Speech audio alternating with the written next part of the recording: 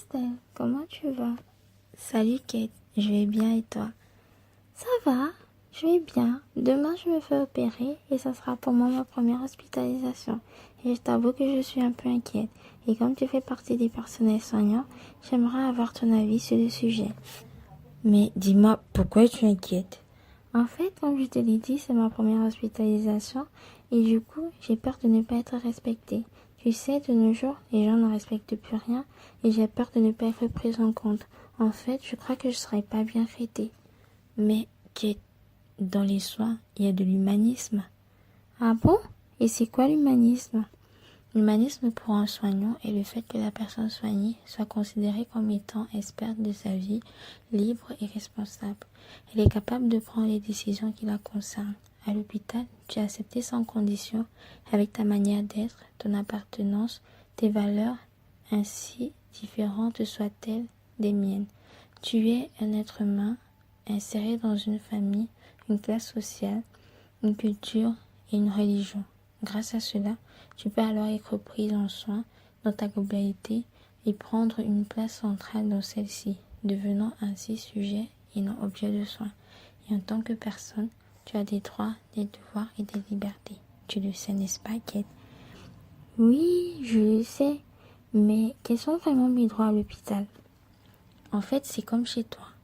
Tu as le pouvoir d'agir selon ta propre volonté dans la mesure où tu ne portes pas atteinte aux droits des autres et à la sécurité publique.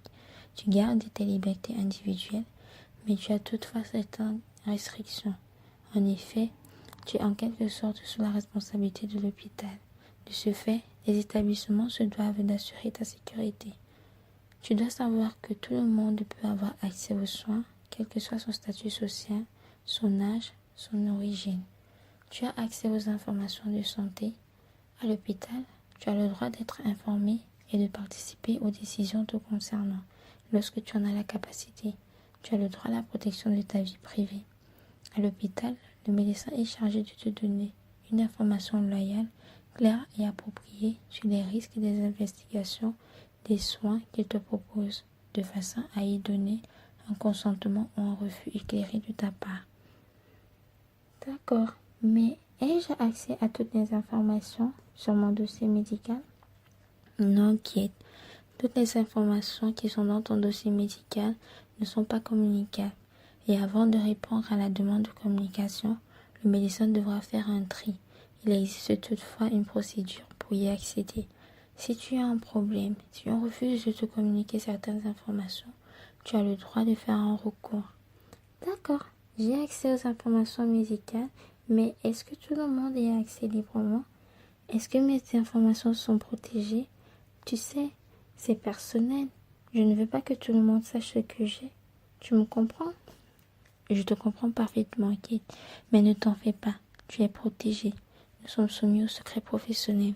Tu as le droit à la confidentialité de l'information concernant ton état de santé, le diagnostic et les protocoles de tes traitements, ainsi que la protection de ta vie privée. La confidentialité s'articule autour du droit à la protection de la vie privée, afin d'empêcher la divulgation de tout ce qui pourrait permettre d'identifier les personnes. L'accès aux informations relatives à un proche peut être refusé à une famille. Très bien. Et si j'estime que le droit à la confidentialité n'est pas respecté, que puis-je faire pour cela? Tu peux saisir le tribunal pour obtenir des dommages et intérêts en réparation du préjudice. Ok. Comme je te l'ai dit, je n'ai jamais été hospitalisée. Et tu me connais, j'aime avoir mon intimité. J'ai peur qu'à l'hôpital, on ne respecte pas cela. Dis-moi, Kate, est-ce que tu connais la loi du 4 mars 2002? Non, c'est quoi? Cette loi, en fait, est relative aux droits des malades et à la qualité du système de santé. Celle-ci stipule que toute personne prise en charge par un professionnel, un établissement, un réseau de santé ou tout organisme participant à la prévention et aux soins a le droit au respect de sa vie privée et au secret des informations la concernant. Dans ta chambre, l'hospitalisation est à la fois un lieu de soins et un espace privé. Toute personne qui y entre a le droit et le devoir de s'annoncer en frappant à la porte et attendre que tu l'invites à entrer. bien, je me sens un peu rassurée. Mais est-ce que je serais bien traitée à l'hôpital? Bien sûr, Kate. Le personnel soignant se doit d'être bienveillant en ton égard. C'est une manière d'agir, d'être et de dire. C'est le fait d'être soucieux de l'autre, réactive à ses besoins et à ses demandes, respectueuse de son choix et de ses refus. C'est prendre soin de la personne au-delà des gestes techniques qui sont réalisés auprès d'elle. Être bienveillant pour le personnel soignant, c'est avoir une posture professionnelle, humaniste et instaurer un climat de confiance depuis l'admission du patient jusqu'à sa sortie.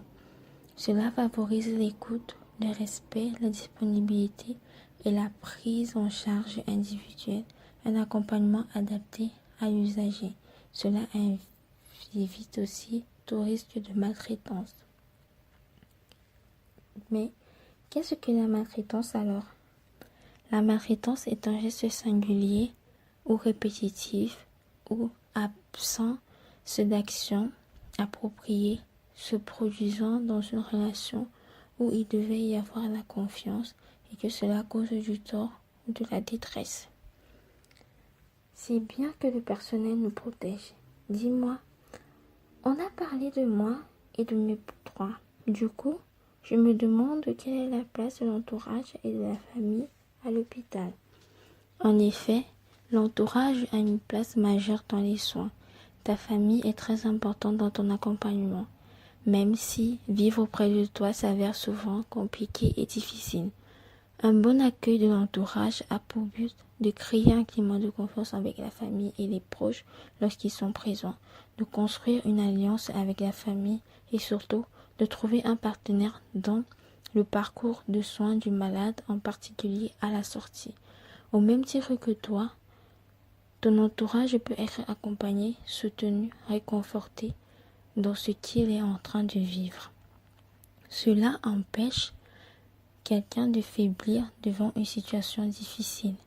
Tes proches constituent ton premier et principal soutien.